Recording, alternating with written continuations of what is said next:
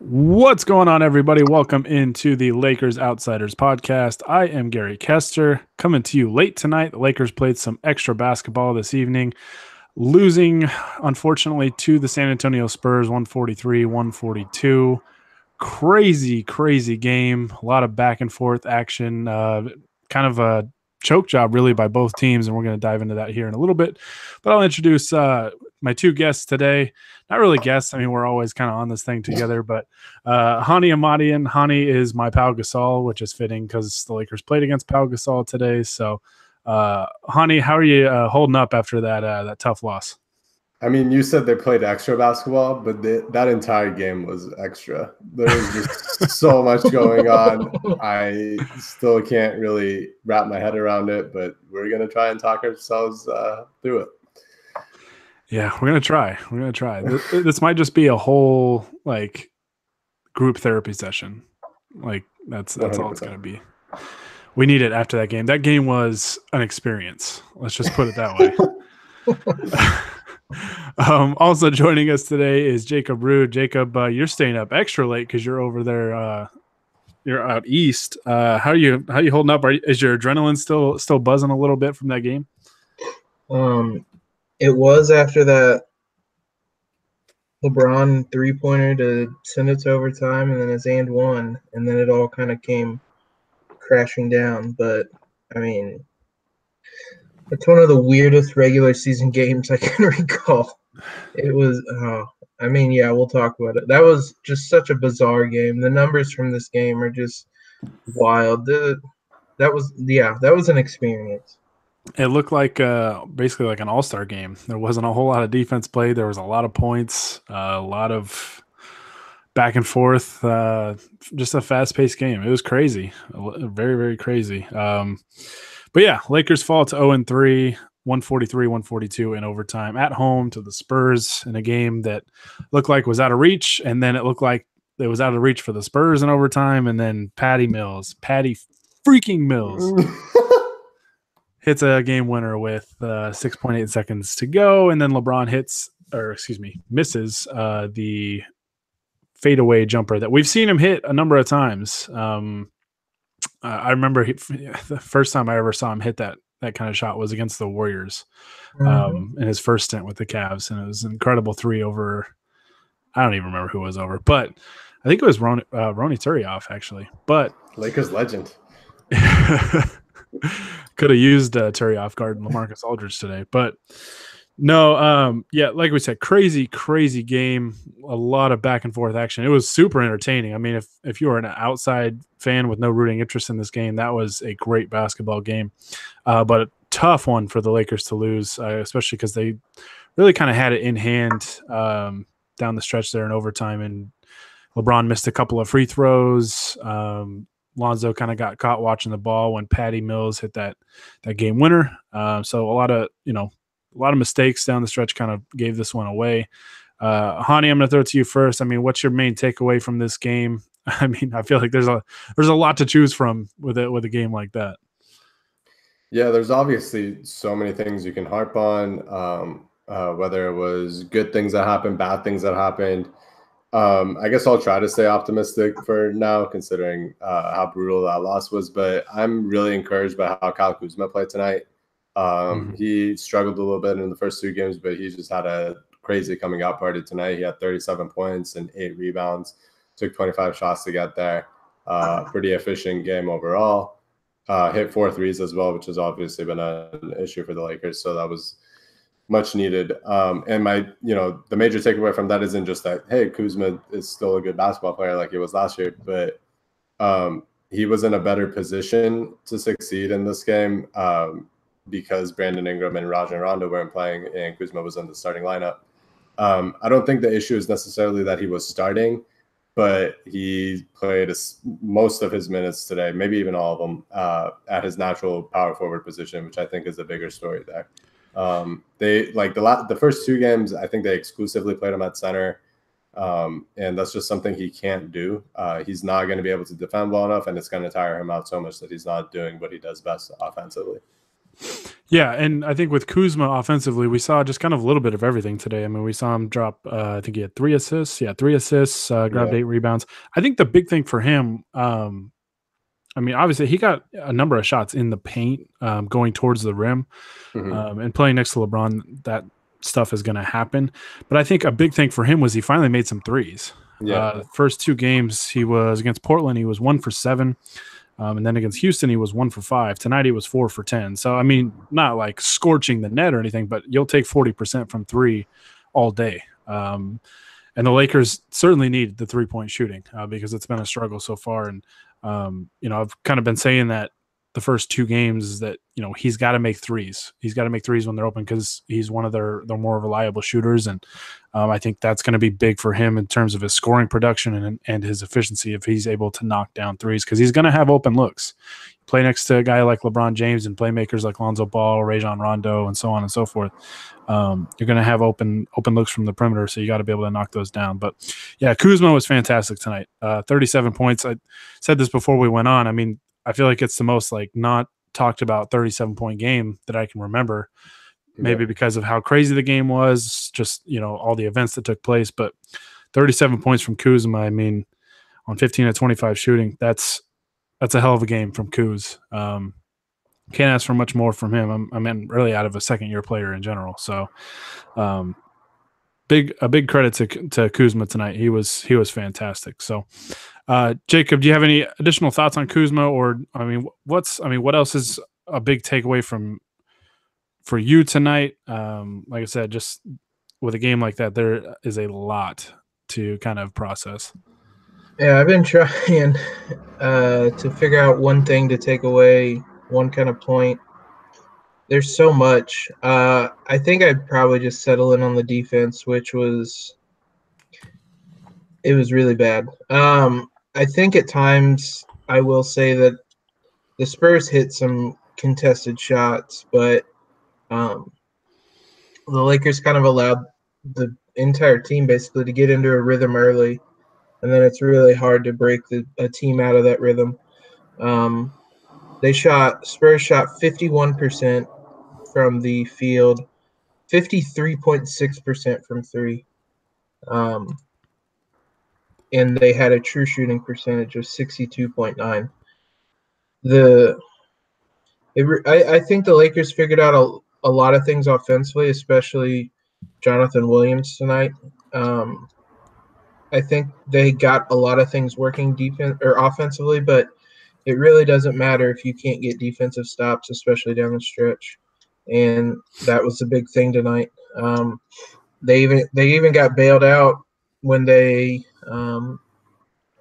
were making the run at the end of the fourth. They gave up a wide open corner three that missed, so they even were getting away with stuff like that. So I know it's a new team, new group of players that are learning one another, but there's no excuse for some of the things they were doing. Like, it's a wide open corner three and nobody ran out to cover it. And that was a lineup that had Hart, Lonzo, and Kuzma in it.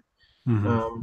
So it's those types of things that are really frustrating because the signs offensively tonight were really great, but it really didn't matter because they couldn't stop the Spurs at all. Yeah, as great as Kuzma was, I did notice a couple of possessions where he's overhelping when he really doesn't need to, which frees up shooters on the perimeter. So, I mean, there's still some habits to break on the defensive side of the ball, really for all these guys. I mean, I don't like to look at number of points in a game, but I mean, I don't care how fast you're playing. 142 points in a game. Yeah, and it was 128, I think, at the end of regulation.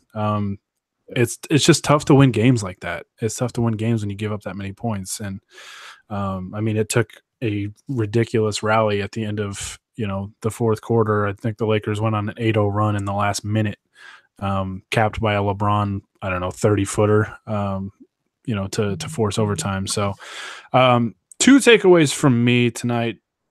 Jacob, you mentioned Jonathan Williams. He was fantastic. I mean, he played really, really well.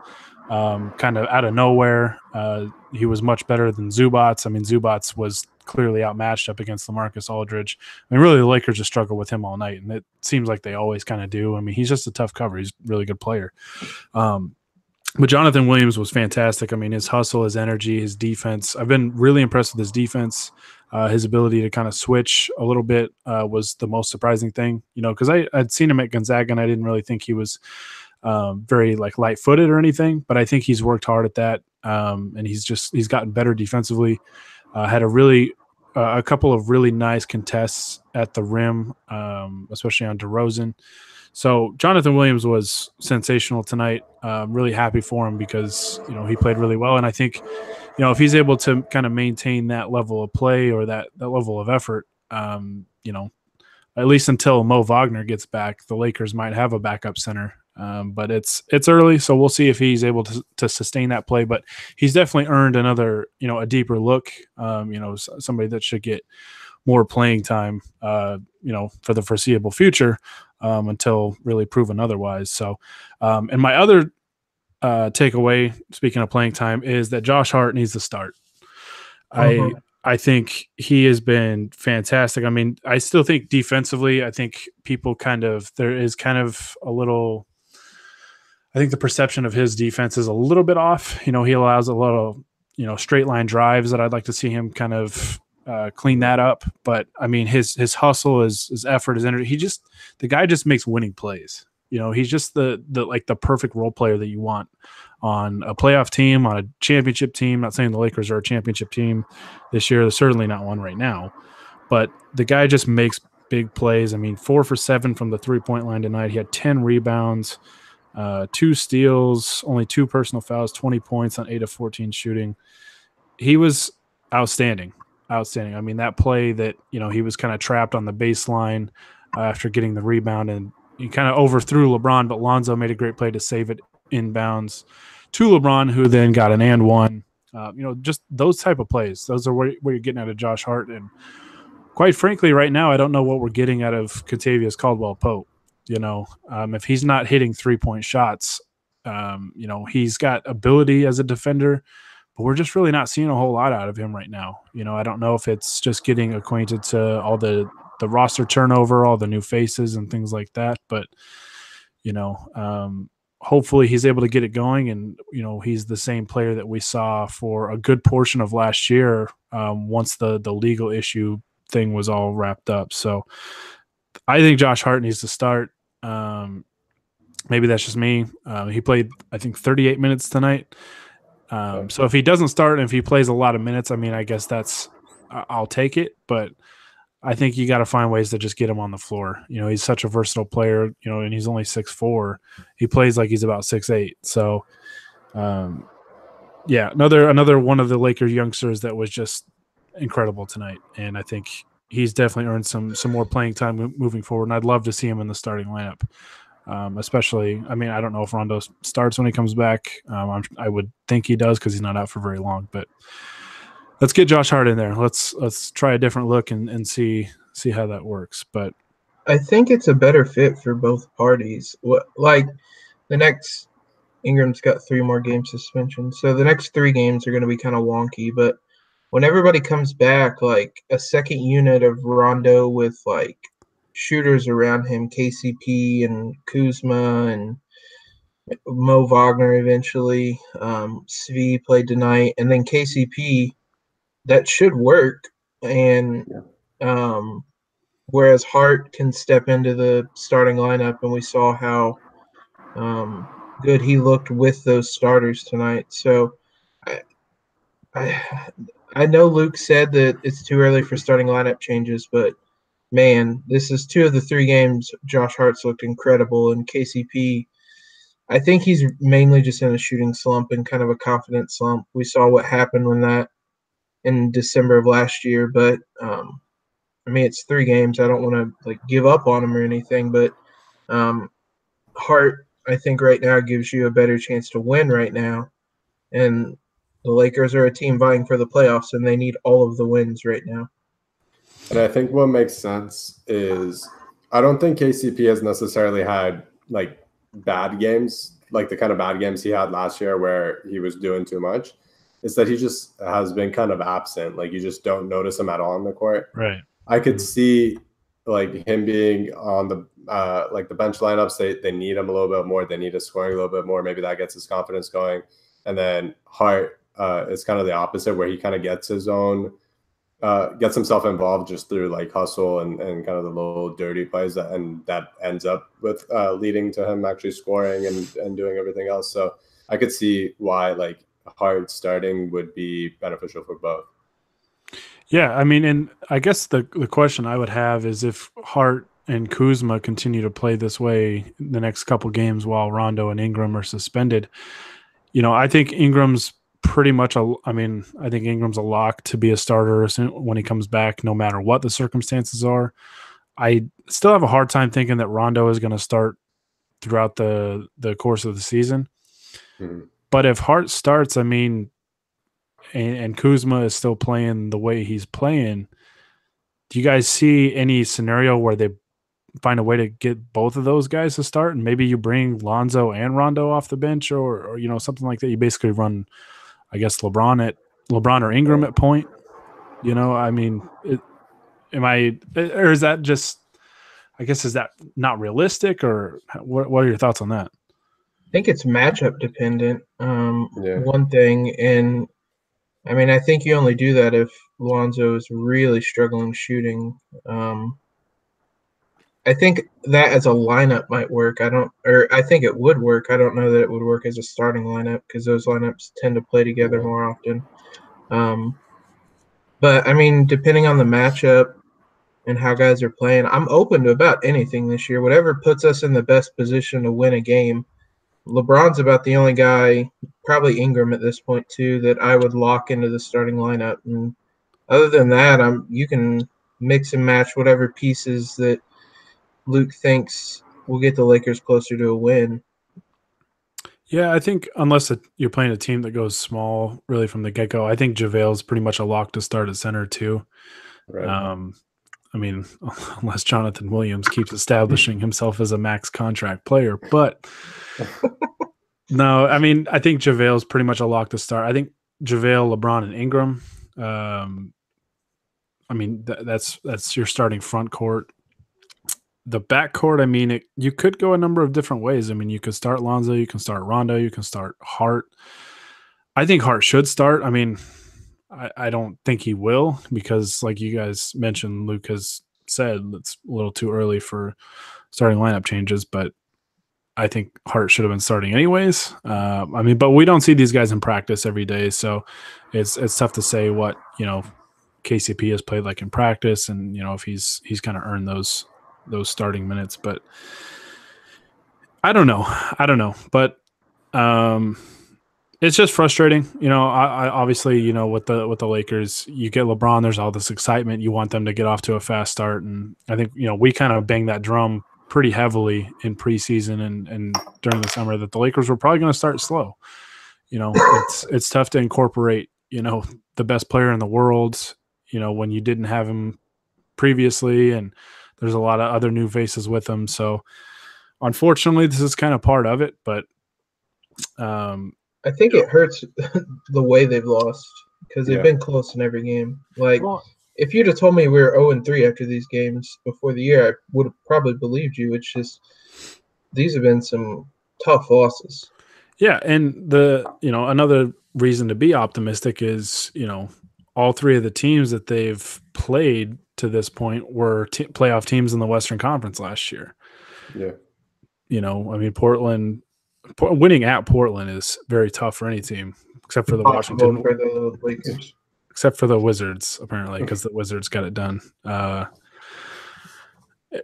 Yeah, I mean, it's a tough part of their schedule. Luckily, and we'll talk about this in a second, they get the Phoenix Suns next, but it is a road game. I mean, winning on the road in the NBA is never really easy.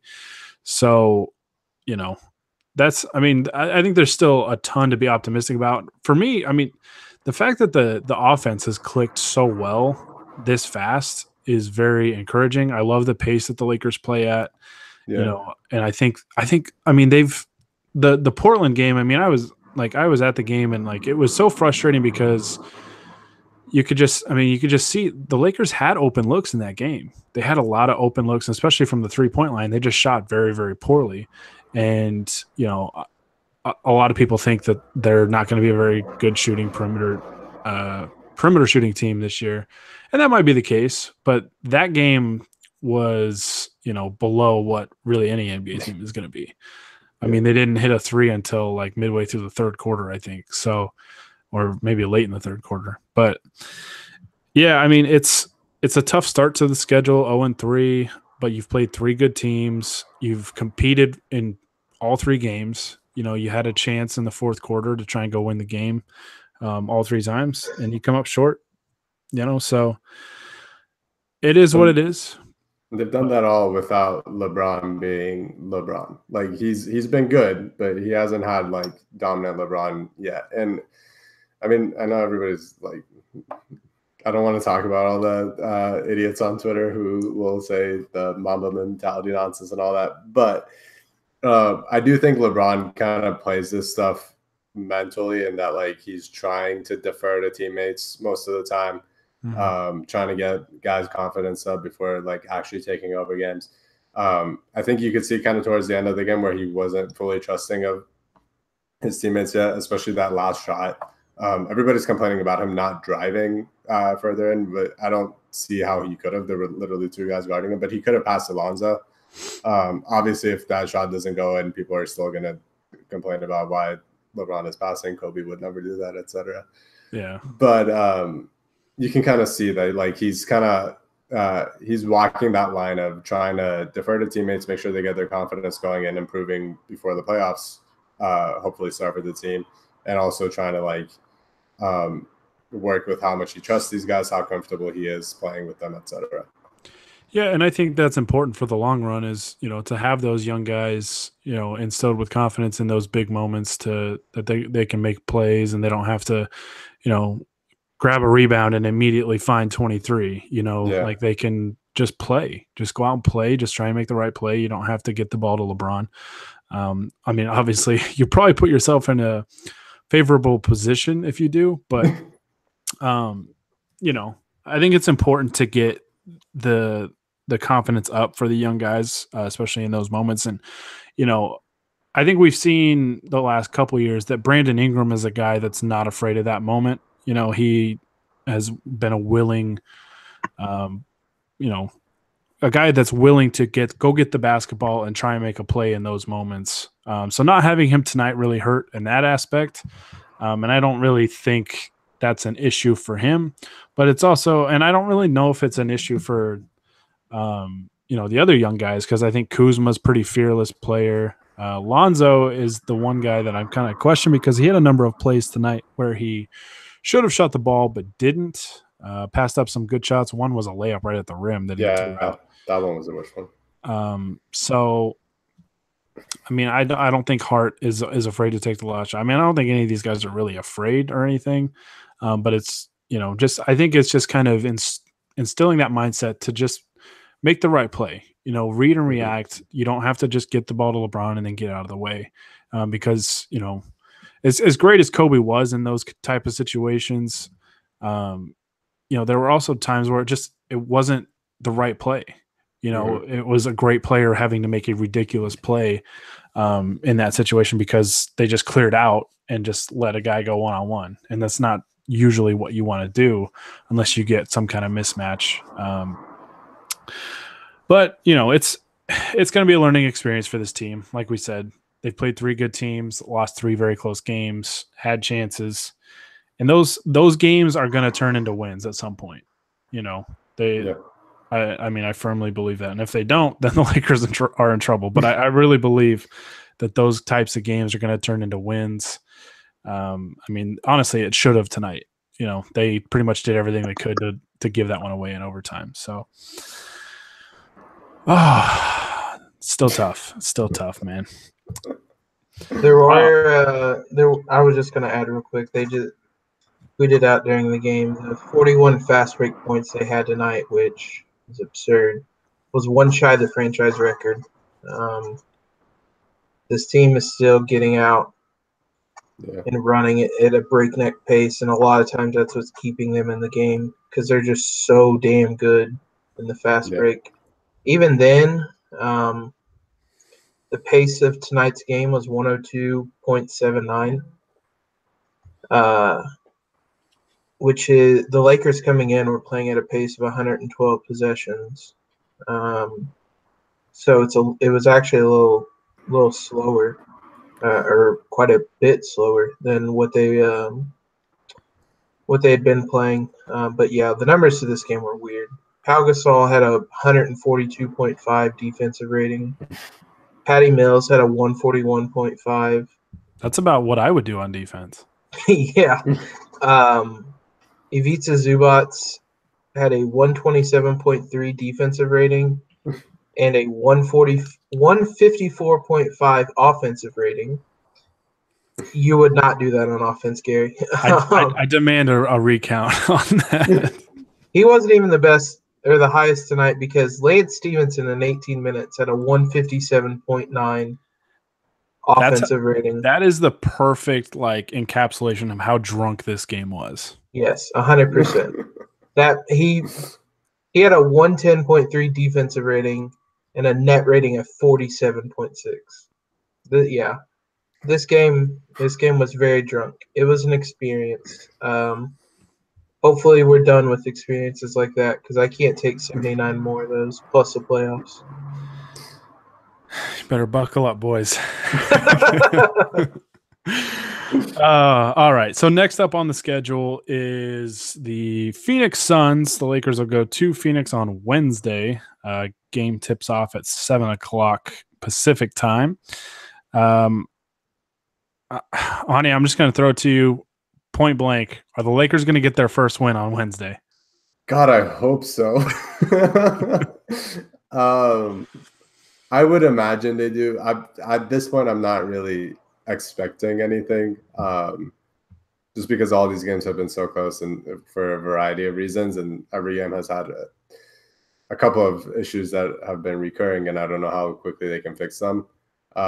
Phoenix isn't a very good team, but in the Western Conference on the road, the Suns, the Kings, whoever can beat you on any given night. So I wouldn't put it past them to lose it, but I would imagine that they can win this one for sure. Jacob, do you agree, or do you see the Lakers dropping to 0-4? Boy, if they lose that game, I might have to just delete Twitter for a while or something because the takes are already bad enough tonight. And you can do that anyways if you want. College basketball season's coming up, so I'd really appreciate it if you would delete your Twitter. I need to remind you every time Zion dunks this season. Yeah, which at their current rate, he'll be a Laker next year. So I know we're tanking for the number one pick.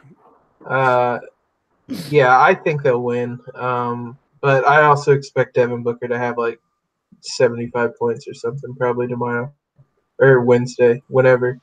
It's at half. With the way this defense is playing, I don't have a ton of faith in them right now, but the Suns are quite as good as any of the three teams we've played so far. So I really hope we get that. I'll say this. History tends to repeat itself. The Lakers got their first win last year at Phoenix, and that's going to happen again this year. Hell yeah. Lonzo went off in that game. Lakers, that was a fun game too. I think it was 127-122 or something like that. So Tyson if it was Chandler just gave up playing defense at the end of the game. It was really cool. Yeah, it was if that was the score last year, I can't imagine. It's gonna be first one to 160 wins that game. So no, but I agree. I do think the Lakers are gonna get a win in Phoenix. I don't think it's gonna be easy. Phoenix I don't think is a very good team this year. They're very young. But I think it's still going to be hard. Like I said earlier, winning on the road is hard in the NBA. It's hard in professional sports. But I will say, I just don't see LeBron letting this team drop to 0-4. I didn't think he would let them drop to 0-3 tonight, but free throw. To be fair, he hit like a 35-foot pull-up three to force overtime. So That is true. That is a he fair probably did his part tonight. Yeah. Which was crazy because he didn't do hardly anything in the first half in terms of scoring. I think he had 4 points in the half and then just exploded in the second half. But I think he puts it all together against Phoenix, and it'll be interesting to see him. Because they have Trevor Ariza now. So, but yeah, I think the Lakers are going to win that game. I have a really hard time seeing LeBron letting the team drop to 0-4, and he's still good enough to single-handedly just take over a game and impose his will on an inferior opponent like Phoenix and make sure that the Lakers get a win. So fingers crossed. If not, it's going to be a very sad podcast on Wednesday night. Plus, it'll be a good audition for February Lakers signees Trevor Ariza and Tyson Chandler. I mean, do we really need Tyson Chandler now that we got the legend Jonathan Williams? Good point. Yeah. I can't disagree. You're right. Tyson Chandler is cable Jonathan Williams. I will say if we lose Wednesday's game, we should probably start bringing back the Tankathon lottery sim at the end of every podcast. No, the issue here, I didn't want to bring this up, honey, but the Lakers are 0-3 with you tweeting the games, right? Yeah, I know. We got to get someone else on the Twitter account. All right. So speaking of this, first of all, I kicked both of your asses last year in this apartment. It's a new year, honey. But new year, new us. I've been meaning to do this for the last couple of podcasts, but I keep forgetting. The past 2 years, we wanted to do like a bet for whoever has the worst record at the end of the year tweeting results, but we never know what to do. So I need people to actually give us suggestions. Just hit us up on Twitter or emails or whatever. We'll do anything reasonable. We're not streaking, but pretty much anything else is reasonable. Yeah, I don't know if I can get like the little like black censored bar live on the pod. That might be an issue. But listen, we will be fighting over who gets to tweet the Suns game. So I'm playing this strategically. Tell you what, if you want to submit your idea on what the loser has to do, the person with the worst record tweeting the games, submit it in an iTunes review. Leave us a review on iTunes for the podcast, Lakers Outsiders, and submit your idea on what the loser has to do, and we will definitely write it down. It'll be taken note of, and it will definitely be in consideration when game number 82 rolls around. So, gotta say, Jacob and I are feeling pretty good right now because Hani's 0-3. It's a long season. We're gonna let Hani take all these L's early on, and then once the plan was to let Hani tweet like the first 10 to 15 games. So basically, what's happening is that I'm LeBron and I'm deferring to my teammates right now. I'm taking the losses on me just so you guys get your confidence, and then we'll have a fair fight. You're Ivica Zubats because you're not doing anything effective. Ooh, boy. Oh wow. Okay. We're done. We're not going to make this podcast an experience just like the game tonight. But yeah, no, this was fun. I mean, the game was fun. The end result sucked, but the game was a lot of fun. A lot of good moments. So hopefully plenty more to come, and hopefully some Laker wins to come. Hopefully one shows up on Wednesday. Maybe if we get Hani off the Twitter account during the game, we'll finally get one. But to be decided. So like I said, leave us a review on iTunes. If you want to submit your idea on what the loser has to do, do it that way. Leave us a review on iTunes and put it in there, and we will definitely take note of it. As always, you can, like I said, you can subscribe to us on iTunes. The podcast is always on there, on YouTube as well, and on Podbean. You can find all of our stuff on LakersOutsiders.com, of course, and on Twitter and Facebook, and on Instagram. So we are everywhere. You can find us wherever. So follow us, like us, do all that fun stuff. Got plenty of podcasts coming after games, and more content coming your guys' way. So hopefully we're doing this after a win on Wednesday, but if not, we'll still be here. We'll just start calling these group therapy sessions, I guess. So thank you to everybody that tuned in. We appreciate you listening. For Hani Amadian and Jacob Rude, this is Gary Kester signing off. Shout out Sasha Vujacic.